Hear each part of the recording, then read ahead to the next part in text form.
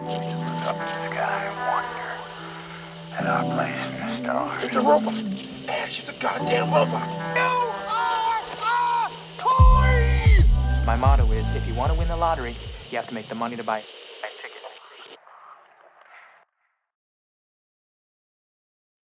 One. What's up, everyone? Welcome to another episode of Movie House Next Door. I'm Sherrod. And I'm Noah. I'm Justin. You got Sean on the sound. Before we start this video, make sure you like, subscribe, hit the notification bell. Our link tree. Are we gonna put that in the description? Is that always in the description? It needs to be. Yeah, we're gonna. It will be in the description. We're gonna put our link tree in the description. So on YouTube. If you're listening to us on Apple, Spotify right now, give us 5 stars, a review. If you're listening to us on Spotify right now, give us 5 stars and a review if we allow that. We need your help. But if you're on Spotify, I know that there's like a subscribe or a like thing. So do that. Give us hearts. All that good stuff. Please. That would help us out.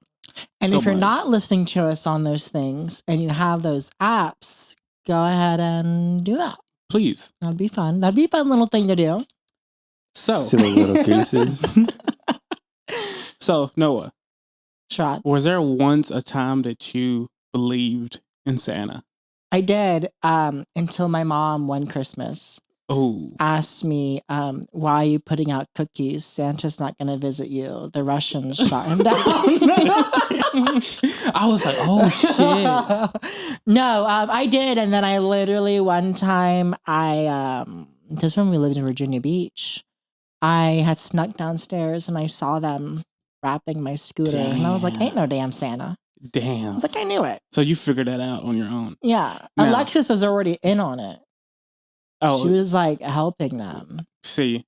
And I'm like, this is a fraud. Look, I'm going to tell y'all a quick story behavior about how my church pastor just ruined Christmas for everybody. Because his big thing was you're taking Jesus out of Christmas and stuff like that. Mm-hmm. So he straight up told the whole congregation, he goes, parents, I'm sorry.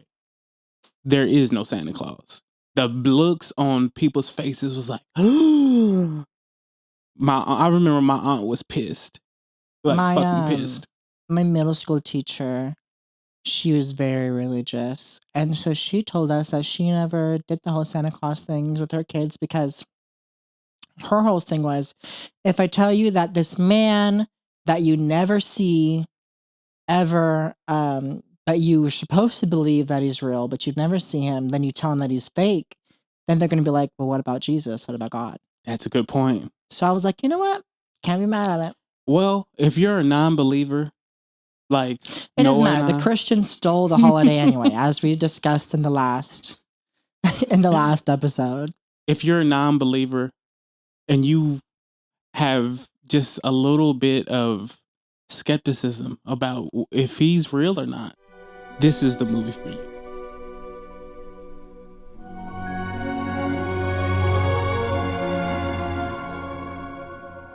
Can you hear them bells, baby? Can you hear the bells?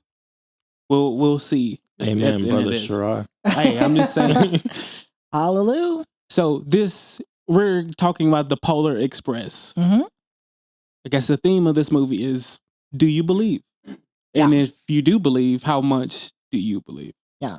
It is a tier system. Yeah. It's you have to believe that you believe that you believe. Mm-hmm. It's about this little boy who's really at this age where he's kind of skeptical of the whole Santa North Pole lore. He's, at the beginning of this film, he's it's Christmas Eve. He hears his, sister going to bed. He hears his parents talking about Christmas, and hears them talking about Santa. And he's just kind of like, I don't know if this Santa guy's real. Yeah. I'm going to do some research real quick because some stuff ain't adding up. Mm-hmm. He looks in the encyclopedia. The math ain't mathing. Yeah. He looks in the encyclopedia. He's looking up the North Pole. He's like, there's no life in the North Pole. Yeah. It says it right here in this book. And you can tell he's just like, ain't no fucking got the Christmas blues kind of like you tried to have me gooped. Right. And He goes to bed, lays down, and just hears this rumble. And it's a big fucking train outside of his house. Yeah, there's lights flickering and all this shit. Yeah. And he's like, what the fuck is going on? He hears a faint voice, all aboard. He's like, what the fuck is going on? Goes downstairs, grabs his fucking robe. He's so excited, he rips a fucking hole in it. I'm about to say this. Okay, yeah. Yeah, go ahead. Oh, but the hole? Yeah. He rips a hole. He's so excited. He goes out and is greeted by this fucking mysterious man, which is Tom Hanks. You not a fan of Tom Hanks? Well, and I was going to mention too is that throughout this movie too, it was like around the middle of the movie, I was like, is this Tom Hanks? he played 5 different people in this film? Mm-hmm. Damn. Well, I was going to say he kind of plays a lot of dickheads in kids' films. Yeah, he does. He's playing Woody and shit. Yeah, and Woody, he was a dickhead, and in this one, I'm like kind of giving asshole vibes. Yeah, I think he plays the dad of the little boy. Mm-hmm. He plays the conductor. He plays the ghost on top of the train. Oh, okay. I didn't know that was him. He also plays the little boy, but his voice is dubbed over Edited. by somebody else. So it's like his voice and somebody else's voice. Mm. And he is the little boy telling the story of this night. So that goes into a little bit of theory territory, which we'll get in at the end. Yes, because I have a kind of a theory on this whole movie. So he's really skeptical of getting on the train because, well, why would he? Like, well, I'm like, this train appeared out of nowhere. Like, exactly. So he gives in and just gets on the train. Mm-hmm. And well, he wasn't going to at first. Yeah, that's what I'm saying. Like, he was kind of like, I don't. Then, like, it starts to take off, and he's like, FOMO. Yeah, exactly. I'm gonna miss it. I'm gonna miss out. So he gets on the train and just meets a weird group of kids. Yeah. Only one black person on the entire train, by the way. I mean, it's 2004. We're getting there. Okay, and we're getting there. Did black people just get introduced in 2004? No, it's just we were still not that represented, you know. And it's 2004. We were just introduced. We were just now getting our foot in the door. The kids. These kids seem to have a pattern. They all seem to be kind of special. Like what? In a special ed type of way. Oh my God. I did not read that at all, so I'm interested. With the black girl, did you not see her sitting like... Well, they're little kids. Like, they're all awkward. Yeah. And then I was like, why does this little boy, like, she's staring at you. Why do you keep just... Because he's like, who the fuck are you staring at? Like, and you meet the names of the characters in this movie isn't revealed like to end. So you literally on if you look up the cast, it's know-it-all boy. Like hero girl, hero boy. Yeah, that's their names. The kid that's annoying that knows every fucking thing. I'm just like, shut the fuck up. Annoying kid. He was funny, yeah. And do you know what kind of train this is? Do you? Like, no, you fucking idiot. It's a fucking blah, blah, blah from 1976, blah, blah, blah. They had to do this. He's going to throw her off the train. Right. So you introduce these kids and they're just kind of goofy. And they go to this one kid's house. And does he not look like Dewey from Malcolm in the Middle? He does. He looks just fucking like him. I was getting Dewey vibes too. And I'm just like, maybe they like scanned his face or something. But I looked it up and they didn't. I'm just like, I would have sued them. They like, you're making money off my likeness. It's never too late. Oh my God, Lexi made a joke. We were watching it and she was like, he gives me his mom is like on drugs vibes. Well, he was like the poor kid. Yeah. He was. Like, he probably gets beat all the fucking time. Like, he looked really sad. Yeah. And to the point where I was kind of annoyed. Yeah. It's like, why'd you come? And he comes on the train And then just goes to the back. fuck you. Like, first of all, if I was that black girl, I would have been like, little white boy. No, what are you up to? Yeah. What are you up to? Why are you in the back of the train? Why do I see you tinkering around with some damn technology? And so this train that these kids are on its way to the North Pole to meet Santa. Mm-hmm. The message is not really clear. They're just going to the North Pole. It's just a man and a bunch of kids on a train. Yeah. Tom Hanks taking Yeah, kids I'm to gonna say. Pleasure Island again. Hey, I mean, he just used the train He's instead of the really plane. good at foreshadowing his Picking these future roles. And you're still like, is this like a magical train? Or because, it's time for beverages. And they just break down the whole dance number. And it's pretty cool. There's like 3 musical numbers. And each time I was like, oh, where did this come from? I'm glad you said that. They're like, why is this happening? Because it never gives you like musical vibes. They just start singing. They just start singing. And which during that one time with whenever they're doing the hot cocoa is like the only time where I'm like, okay. Yeah. Because like in movies, like the servants do just be singing sometimes. It's like, we don't hate our jobs. We love it. We love serving children. Fucking tear comes out of yeah. the eyes. Like, oh, damn it. But that was cool. And the first time, because you make a really good point there, the first time it doesn't feel like, what the fuck? It like flows very good with the movie. So you're just kind of like, okay, this is that type of magical train or whatever. It's like you're bringing hot chocolate. Like, this is magical. This is lit, actually. This like, is singing worthy. Yeah, it really was. Like, finally, refreshments. Right. Like, there's what are we no doing? heater on this train. Speaking of the heat, they don't give a fuck if it's cold. It seems like nobody's reacting to the cold or They're nothing. all in jammies.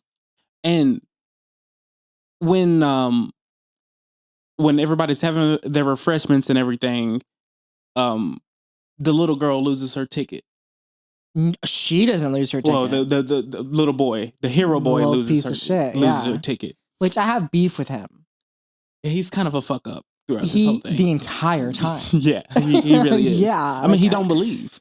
Well, that has nothing to do with it. Like, you don't believe all you want. Don't go around losing my damn ticket. He lost the ticket. And because he couldn't just sit still for once. Like, okay, she left her ticket on her seat. Right. Let it fucking be. Just bro. let it be. Yeah. Just like, don't why touch are you? it. Yeah.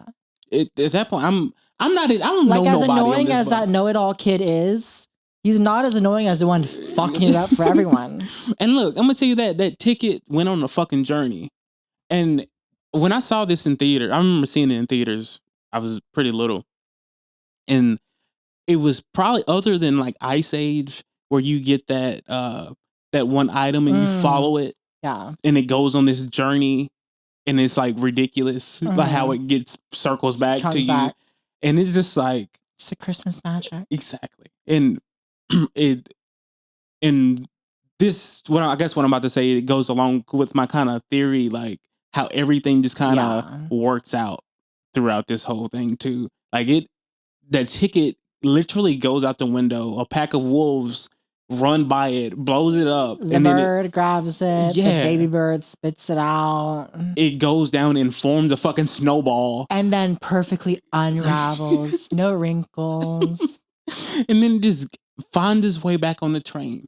Yeah. And then like as he's saying, like, the conductor's like, where's your ticket? And they're like, oh, it's right there on the vent. I'm just like, wow. No, he didn't even say that. He went after he was taking her off to throw her off the train. Oh my God. The only black person on the train. I know, right? Like, now you're taking her to the back? Like, what did Rosa Parks fight for? Like, geez, man. If I was that little girl and I was told these tickets are not, transferable, I'll be like, fuck that. Right. This little motherfucker stole my ticket. I left it here on this seat. And another thing, it, lost it, and I'm being punished. Where are you gonna take her?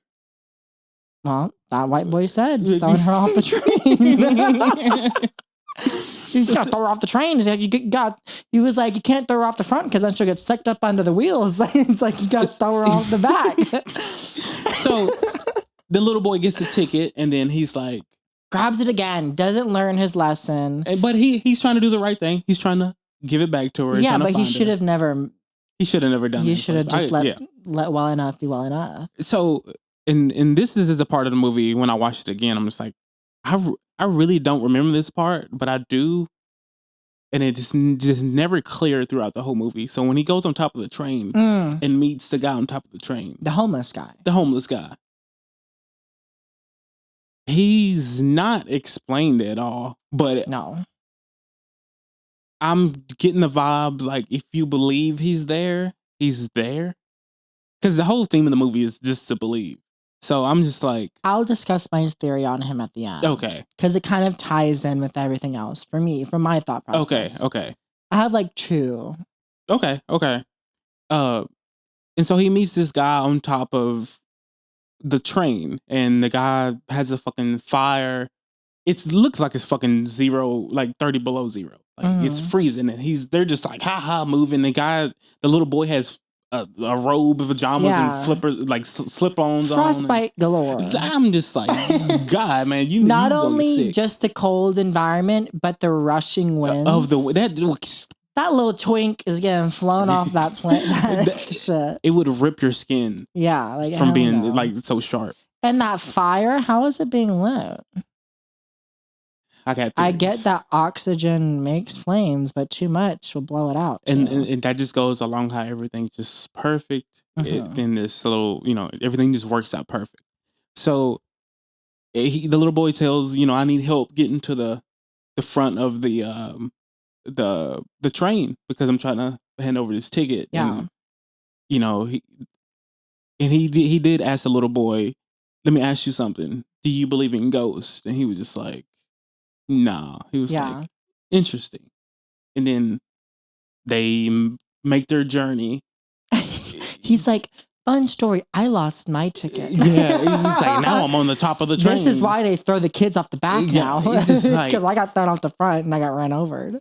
And so they do this dramatic ski down to because front. the ghost guy knows that they're going to go under the tunnel. Exactly. And so if they're not off of there, then this little boy is like split. So I will be fine. Yeah. This little boy is gonna die. But also, I mean, because all he does is take him to the front of the train. Forgive me and my lack of train knowledge, but you could just go through the carts, no? I don't know what he was thinking. I really don't know what the little boy was thinking. You know how we're at the end of the train? Instead of skiing to the front, I'll take you back into the train, and then we just go through all the... But they took her through the back, and they somehow wound it up in the front. Well, they walked to the front. Oh, I thought they went to the back. They walked to the front from the roof. Yeah. And they ended up... Which also, weirdo behavior. Yeah. This white man taking the only black girl. Holding hands with her. I know. They finally get to the front of the train, and she's there. Mm-hmm. And all in one piece, I guess they were showing her how the train works and shit like that. And they never explain the significance of having the ticket, do they? Oh, at the end they do. I mean, maybe at the very end, but like, why did I have to be moved from my seat? Like, they don't explain that. And they're so little kids that even if somebody did lose a ticket, you know who's there. Yeah. Don't really make sense. Yeah. He just wants to show off his hole punch at the end of the day. hole punch skills. Yeah, like that's the vibe. So they find the little girl. She's up in the front, and he hands her ticket back, and blah, blah, blah. And then the scene where all those deer or elk are in front. Caribou. Boom, I'm going right through them. Why am I stopping this train for this? That'll fuck up the train. Really? Yes. That was a big train. I think it would have pierced straight through those things. Oh my God. That's just my opinion. If I was, I wouldn't have slowed down. They're on the schedule, mind you. They're on the Mhm. schedule. The Yeah. conductor said he's never been late. These deers, whatever. What were they Caribou. called? Caribou. You know, you're the animal guy. I don't. Well, they I also don't- said it in the film. Yeah, I don't. They look like deer to me. I'm from Tennessee. They're all deer. I'm surprised you didn't call them deers. I have a little education. So this train ride is stressful. Mhm. Now they're on ice.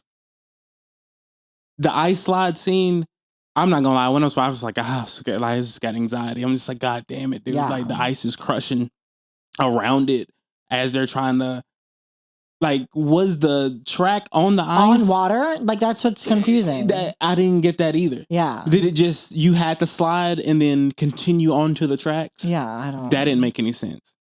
That just, and I will say a quick note about the animation in this.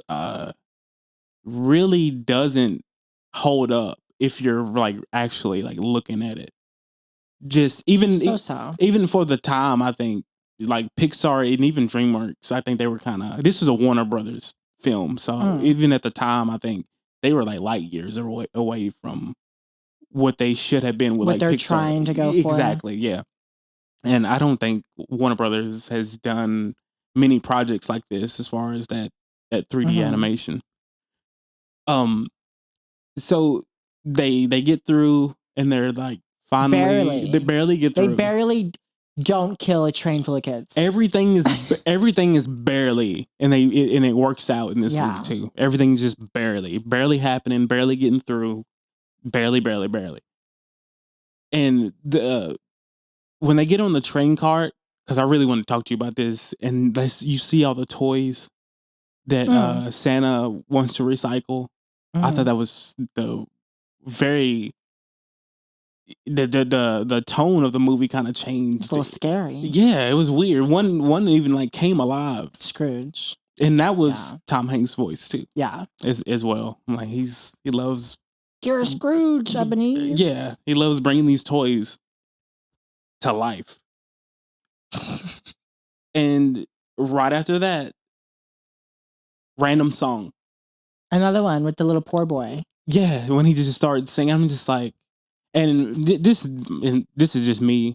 If it's a Christmas song that I'm not familiar with, it's trash to me. I'm just like, this shit's boring. Like, Lexi started laughing at me. She was like, she didn't even say 2 words. I'm just like, I don't know this song. She was like, I love this song. I was like, I don't remember this song at all.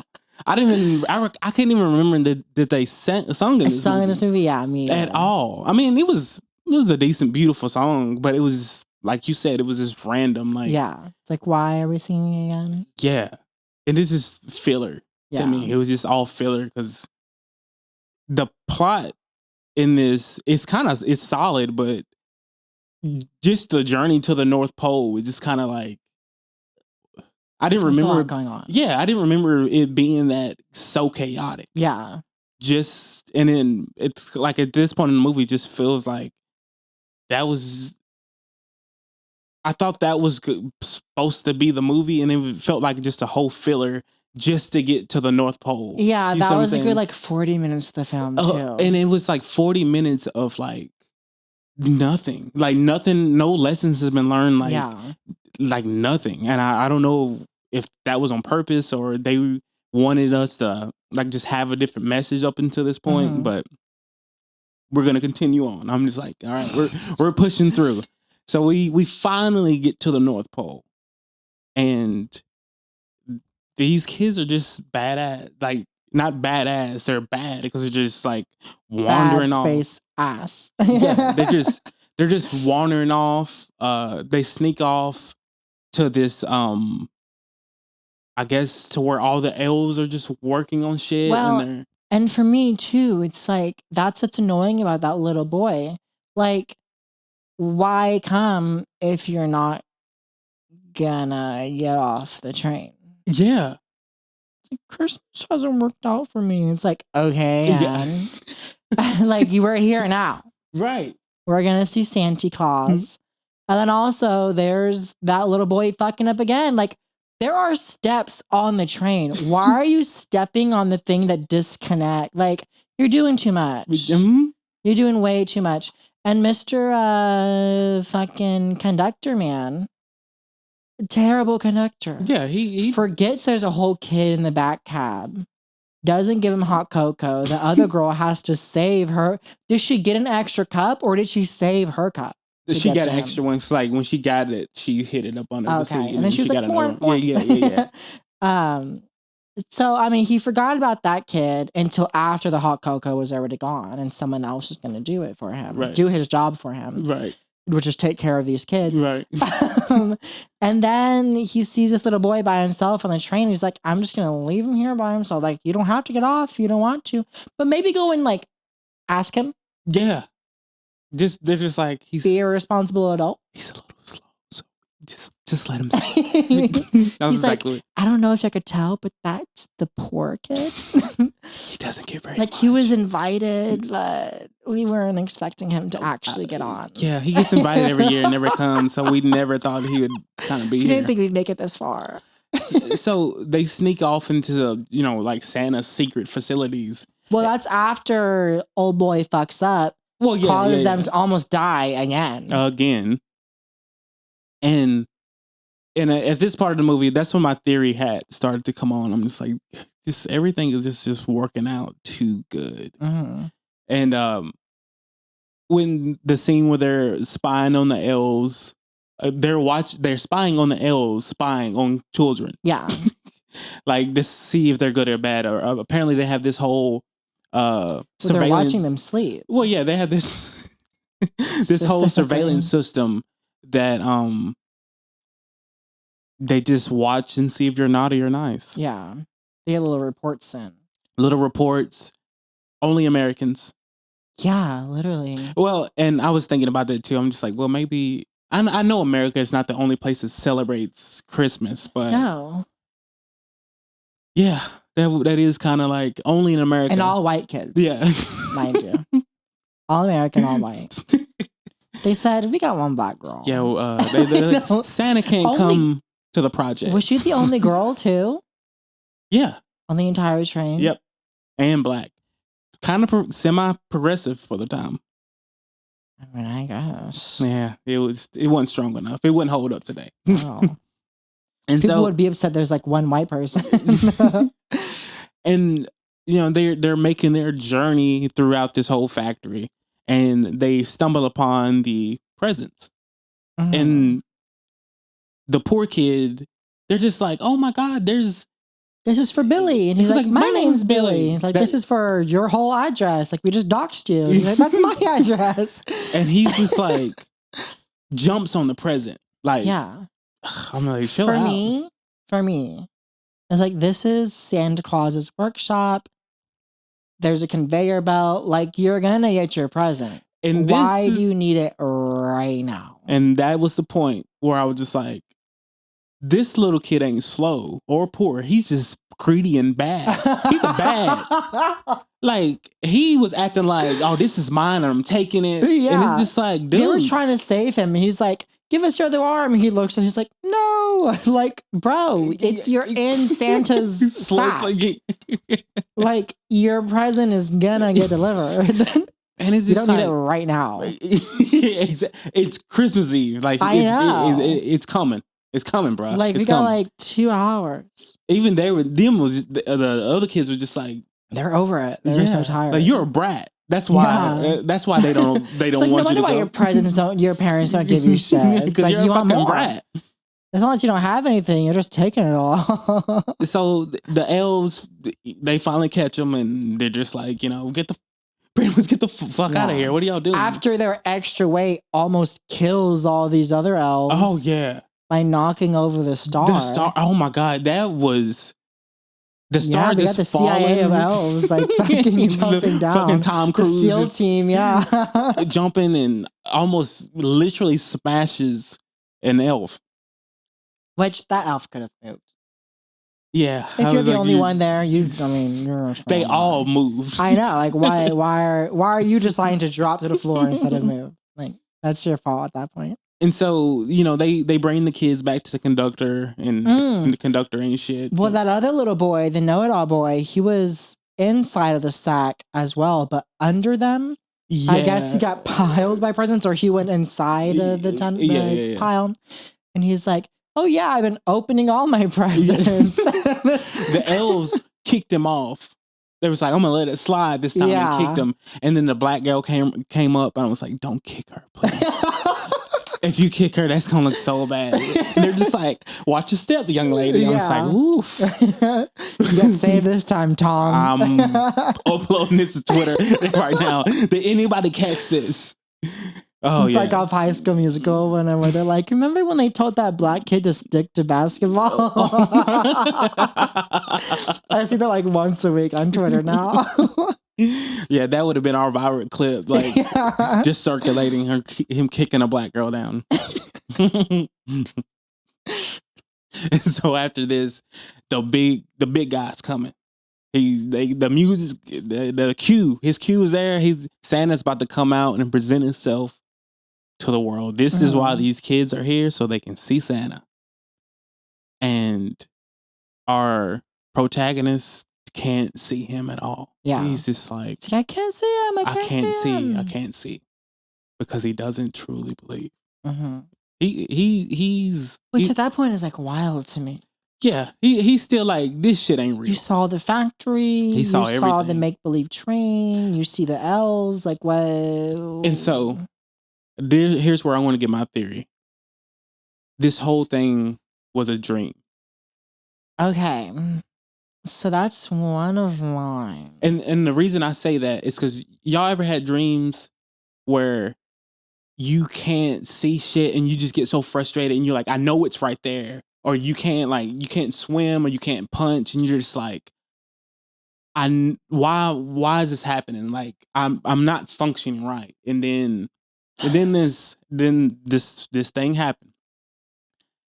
When the bell comes out, and the bell comes out and he picks it up, and to lucid dream, they say you have to find something that you're familiar with, like a light switch or something, and then you're in control of everything. So when he picked up the bell and he was just like, I believe, and he hears it, I think that was this like object. That's just my theory. That was his object to lucid dream. And when he was lucid, that's when he saw Santa and everything was like clear, and he could, because throughout the whole movie, everything was dreamlike. Everything was perfect. Everything worked out for him, even though he was in this situation. Like, and it just worked out just like a dream. Like, you ever been in this crazy dream where everything just works out and you're just like, that was a wild ass dream. Yeah. That was my theory up to this point. I'm just like, he's dreaming this whole entire thing. Like, he fell asleep and then he heard the train. Like, he was in the bed. So I guess we have mine's a little more complicated. Go ahead. So I have two. One theory is that him and all of these kids are sucked into this like uni-mind. Okay. Like a hive mind consciousness, because he's not the only one there. Right. And then whenever he wakes up on Christmas morning, he rips a hole in his jacket that he already ripped a hole in. Exactly. So that's why, and he looks at it and he's like, what the fuck? So that was my thing, is like maybe they all went to sleep, but then all of their consciousness got sucked into this like Polar Express, so that all the kids are real, but they're just all like in the shared consciousness of going to the North Pole or whatever. Or like or shared consciousness of like skepticism. Yeah. Well, because everyone seemed pretty on board, because the poor kid and the black girl, they both heard the bells. Right. The whole time. Yeah. Because that's what they were following. That's what they were following, the bells. Yeah. He was like, what? Like, what are you talking about? Right. But then also, it could have been like a Christmas thing to where the homeless man is his future, the kid is his past, and the conductor is the present. That's a good one. That's also kind of what I was thinking. And then when she told me that they're all three voiced by Tom Hanks, I was like, okay, that kind of. And my theory with Tom Hanks too, even his dad is voiced by Tom Hanks. So my assumption was he was dreaming, and his father figure was all the men figures in his dream as well. So I kind of correlated that as well. But I like your theory too. So he believes at this point, like everything's real, and Santa chooses him to give the first gift of Christmas. And Santa asked him, what do you want for Christmas? And he whispers into his ear, and you can't hear what he says. Yeah. But my theory is he wished to always believe. That was my theory, because Santa gave him the bell. Yeah. Like, I couldn't imagine him just asking for the bell, or the bell was just a symbolism of you will belief. You will believe. Like, you'll always hear it because that's how you. Exactly. And so he gets it. Santa goes off to the white kids in America's presence and to drop them off. And then the one black girl. One. That's it. I was actually so confused. It wasn't until recording this that it finally clicked for me. I was like, Mr. C, like, why do they keep calling Santa that? But Mr. Claus. It makes sense now. I was like, who the fuck is Mr. C? And the kids are off. They board the train once again to go home, and they all receive little messages that, you know, the conductor, or I wouldn't say the conductor spelled it out for them, but he was like the spirit. Well, they only put 2 letters, so he knew what they were gonna get by the end of it. Yeah. But I didn't know if he chose the message or like the Christmas spirit chose what, you know, their message on the journey they learned so far. Because what the annoying know-it-all was learned, and he's he guessing he's learning shit. Stop talking. Pretty much. Need to learn what the fuck you're talking about before you start talking. The black girl got lead. Very progressive, telling a little black girl to be a leader. Hey, I thought that was, you know, thumbs up. The poor kid gets I forgot what he got like 4 he had like 4 words because he kept flipping. I really couldn't. His doesn't matter. He's poor. God damn it. But the hero boy, the main character, he gets, of course, believe. Because that's the theme of this whole movie. And so, to your point, when he gets back home and wakes up, he grabs his robe and rips it in the same spot he ripped it before. He even looked at it like, this is kind of weird. My marbles! Right. And goes downstairs and finds a box from Santa Claus. On the very back. Yeah. So when Santa gave him the bell, he put it in the pocket that he ripped, and the bell was lost in Santa's sleigh. And he was pretty bummed out about it coming back home. So when he wakes up in the morning and sees this box and opens it up and finds the bell, that's when my theory kind of went to shit, because I'm like, fuck the bell. He still has the bell. But I'm still like, what if it was a dream? Still. I mean, that's why I was going with like the uni mind. Right. Like, it all still happened. Which is good. And Tom Hanks is, you know, he voices over it. He says, you know, I've kept this bell for years. Slowly Sarah, or was it Sally? It was Sarah or Sally. His sister couldn't hear it. She stopped hearing it. His friends slowly stopped hearing it. His parents never heard it. And he says, even as an old man, he still hear the bell. So that's why I think that he might be the conductor. Because that's why he still believes, because he's working for the fucker now. So that would be some like time warp. Ooh, that's a good theory. I know. Yeah. That's a good theory right there. It's like a space-time continuum type thing. Wow. That's good. I got a lot from this movie. So, do you believe in this movie? Do you believe he went? Do you think it was a dream? I don't know. I think this is one of the. Tom Hanks also just seemed too nonchalant about constantly losing children to not know what was going on already. You know what I mean? He knows how to pick his roles. Yeah. He knows how to pick them. I mean, like the character, the conductor. Like he seems too nonchalant about just being like, "Fuck the poor kid, fuck the ticket," you know. He's done this trip 1,000 times. Yeah. He's over. He's it. like, yeah, well, I wouldn't still be working this job if I didn't accidentally kill a kid or two. Wouldn't be doing my job right. I would give this movie like a 7. Like it wasn't as good as I thought it was back in the day, but I can still see it being a really good Christmas movie that you watch every year. Cause yeah, it's a fun Christmas. Yeah, movie. I mean it gives the Christmas spirit. Like, do you believe? I mean, like 7.5. Yeah, it would. When I first watched it, I thought this shit was like a 10. When I watched it when I was little, I thought this shit was the bomb. Banging. It was just everything should be explained. Like with our theories, it's just like everything's up in the air. Yeah, about, like, it's kind of up in the air. Happening. But yeah, great Christmas movie. Justin, you look mad over there. What? Do you disagree? I'm not mad. You're like, these motherfuckers just ruined this movie. No. Do you remember? I don't think I good? ever really liked the movie. Really? Like, per se. So what would you give it? I give it like a 5.